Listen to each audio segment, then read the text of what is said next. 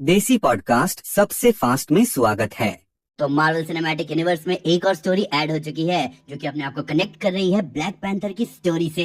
ये स्टोरी है वकांडन war dogs की, जिन्हें आइस ऑफ वकांडा कहा गया है। वो वकांडन्स जो वकांडा से बाहर रहकर ध्यान रखते हैं कि उनका वाइब्रेनियम किसी और के हाथ ना लगे और ना ही किसी को उनके देश के बारे में पता चले। यहाँ 4 स्टोरीज हैं जो कि 1260 BC से लेकर 1194 BC तक, फिर 1400 AD से लेकर 1896 तक। ये टाइमलाइन हमें दिखा रही है वकांडा के स्ट्रिक्ट रूल की हिस्ट्री और वॉर डॉग्स के अंदर के स्ट्रगल। तो आइए सीधा स्टोरी की तरफ बढ़ते हैं। अब सबसे पहली स्टोरी है इनटू द लायंस डेन। अब इस स्टोरी से 3000 साल की वकांडन सोच सामने आती है, जहाँ दिखाया गया है कि वकांडा बना है सीक्रेट्स पर, और ये पहला एपिसोड इसी बारे में है कि क्या होगा जब ये सीक्रेट्स बाहर आ जाएंगे। तो ये एक एक्शन हैवी एपिसोड है। ये एपिसोड बताता है कि वकांडा का पूरी दुनिया से कटकर रहने का असर उसके लोगों और बाकी दुनिया पर कैसा है। वकांडा के पास बहुत पहले से एडवांस टेक्नोलॉजी है, जहाँ वो अपने लोगों को पनिश करते हैं जो उससे बाहर की दुनिया देखना चाहते हैं, और ये पनिशमेंट है डेथ। तो 1260 BC के दौरान क्रीट नाम की जगह है,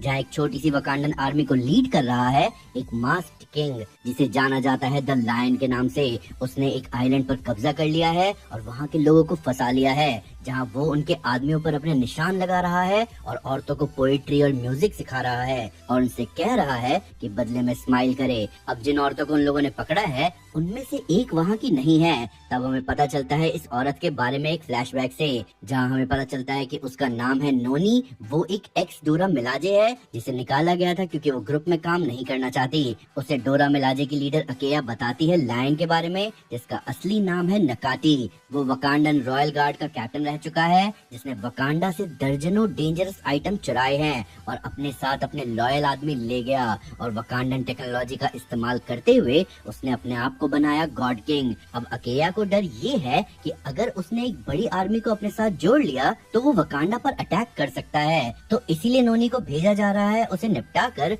सारी चुराई हुई टेक्नोलॉजी को वापस लाने के लिए, जिसके बदले में उसे डोरा मिलाजे में वापस शामिल कर लिया जाएगा। अब यहाँ से जो जबरदस्त एनिमेटेड एक्शन सीक्वेंस शुरू होता है उसकी बात ही कुछ और है। नोनी सिंगल हैंडेडली लायन के चेले चपाटों को ठिकाने लगाती है, जहाँ लास्ट में उसका सामना होता है खुद लायन से। अब लायन यानी नकाटी नोनी से लड़ते हुए उसे बताता है कि उसने वकांडा छोड़ा वकांडा के सीक्रेट्स और उसके झूठ की वजह से। वो काम करता था हतुत जराजे के लिए, इन्हें ही वॉर डॉग्स के नाम से जाना जाता है। वकांडन जासूसों का एक सीक्रेट नेटवर्क जो पूरी दुनिया में घूमते हैं वकांडा के वो मिशन करवाने के लिए जिनकी जिम्मेदारी वकांडा कभी नहीं लेगा। पर प्रॉब्लम ये है कि वकांडन्स जो बाहर निकलते हैं उन्हें वकांडा बाहर रहने नहीं देगा।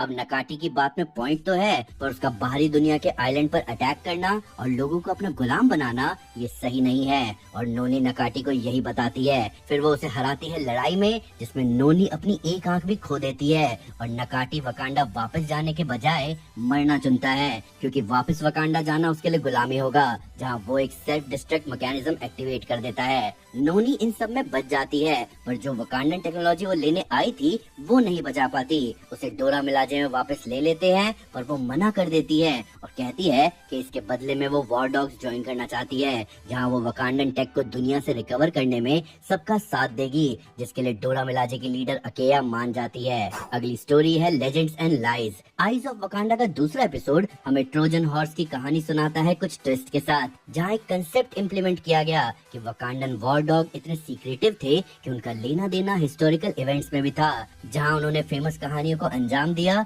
बिना उनके खुद को पता चले। और ये चीज यहाँ बहुत जरूरी है। भाईचारा और धोखा यहाँ मेन थीम है, जहाँ यहाँ मेन कैरेक्टर है मेमनन, एक वकांडन जो कि मिर्मिडॉन्स के बीच 9 साल से रह रहा है। उसने अकेलिस को अपना दोस्त बना लिया है, जो उसे अपने भाई से भी बढ़कर मानता है। अब अकेलिस जहाँ इतिहास में अपना नाम लिखवाने जा रहा है, वही उसे बिल्कुल आइडिया नहीं है कि मेमनन का असली मिशन है ट्रॉय की हेलेन के गले में जो वाइब्रेनियम पेंडेंट है उसे वापस वकांडा ले जाना। वहीं मिर्मिडॉन्स के बीच ओडेसियस का प्लान है ट्रोजन हॉर्स को शांति समझौते के गिफ्ट की तरह यूज करके मिर्मिडॉन्स को शहर में घुसाना।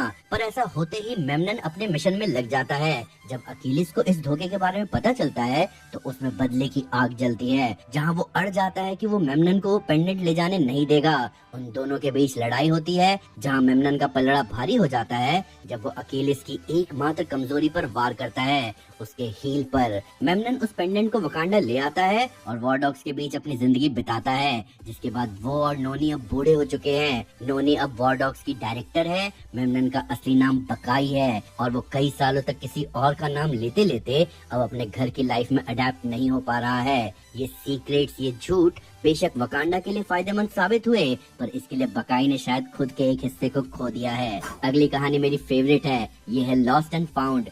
किस सामान पर किसका हक है, ये बहुत ही कॉम्प्लिकेटेड कंसेप्ट है, पर वकांडा का एक ही उसूल है, जिसमें वाइब्रेनियम है वो उनका है। चाहे कई सौ साल तक कोई चीज दुनिया के एक कोने से दूसरे कोने में ही क्यों ना चली गई हो, पर वाइब्रेनियम को वकांडन्स नहीं छोड़ सकते, इसीलिए 1000 साल बाद भी वो उसे लेने आएंगे। अब 1000 साल कोई चीज कहीं रह गई तो उस पर किसका हक है, और यही सेंट्रल थीम है आइज ऑफ वकांडा के एपिसोड 3 का, जो कि हमें ले जाता है 1400 AD के चाइना में, जहां हम मिलते हैं बाशा से, एक वॉर डॉग जिसे एक माउंटेन टेम्पल के ड्रैगन स्टैचू की वाइब्रेनियम जीप को वकांडा वापस लाना है। पर ये माउंटेन टेम्पल किसी ऐसी वैसी जगह नहीं है, ये है कनलन में, जिसे प्रोटेक्ट करने की जिम्मेदारी है इमॉर्टल आयरन फिस्ट की। आयरन फिस्ट का नाम है जोरानी, जिसने बादशाह को बचाया था। उसे उससे प्यार भी हुआ और उसने ही बादशाह को माउंटेन में जगह दी, पर अब उसका गुस्सा फूटने जा रहा है बादशाह पर। अब इन दोनों की लड़ाई हो रही है। बादशाह का मानना है कि वाइब्रेनियम की जीप वाला ड्रैगन स्टैचू बिलोंग करता है वकांडा को,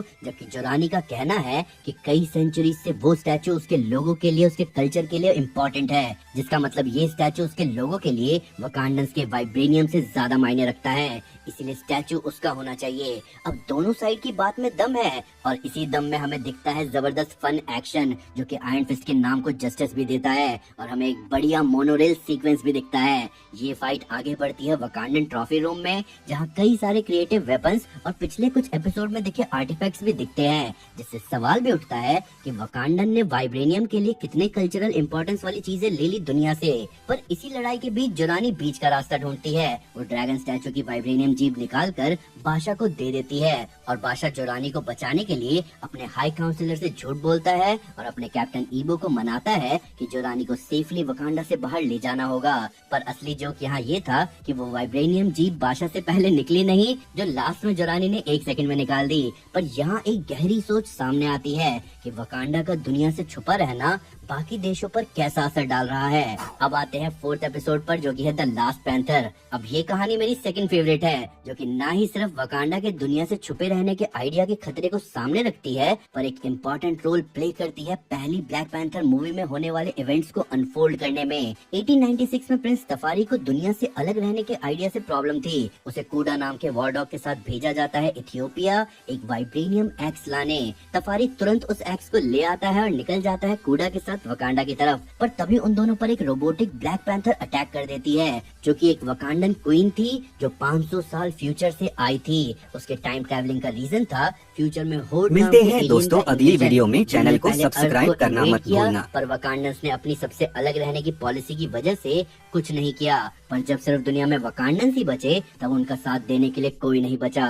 वकांडन्स ऑलमोस्ट बर्बाद हो चुके थे होर्ड के अटैक से, तब वकांडन क्वीन के पास आखिरी रास्ता बचता है क्वांटम टेक्नोलॉजी यूज करके टाइम ट्रैवल करने का, ताकि वो पास में एक की इवेंट उस एक्स को उसकी जगह से हटने ना दे, जो कि तफारी ऑलरेडी हटा चुका था। कूडा को फ्यूचर क्वीन की बात पर यकीन नहीं होता, पर तफारी को होता है। वो कूडा को कन्विंस करता है और एक्स को वापस उसी जगह रख कर कूडा के साथ वकांडा खाली हाथ लौटता है। अब ये एक्स वही एक्स है जो ब्लैक पैंथर मूवी में एरिक किलमोंगर वकांडा वापस लेकर आया, जिसकी वजह से ब्लैक पैंथर मूवी के इवेंट्स हुए और वकांडा ने अपने आप को दुनिया से अलग रखने वाले आइडिया को छोड़ा, जिसकी वजह से 500 साल आगे के फ्यूचर में होर्ड के लिए वकांडा पूरी दुनिया के साथ रेडी था।